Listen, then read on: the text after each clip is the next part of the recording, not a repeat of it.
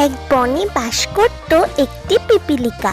সে যখন খাবার সন্ধানের জন্য একটি পথ দিয়ে যাচ্ছিল, সে দেখতে পায় সেই পথে এক দুফোঁটা মধু পড়ে আছে।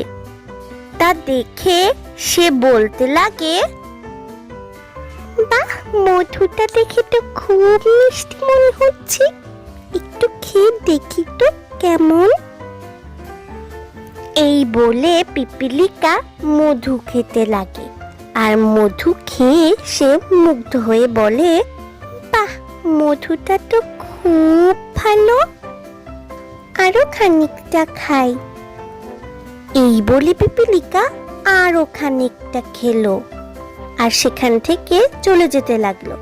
যেতে যেতে সে ভাবলো, না, এত সুস্বাদু মধু তো আর ফেলে রাখা যায় না, আমি বরং আরো খানিকটা খাই। সে ভাবে মধুর মাঝখানের জায়গাটা আরো বেশি সুস্বাদু হবে। সে ওই মধুর মাঝখানে চলে যায়, আর খেতে খেতে কখন যে সে সেই মধুতে ফেসে যায় সে বুঝতেও পারে না। আর সে যখন বুঝতে পারে তখন অনেক দেরি হয়ে গিয়েছে।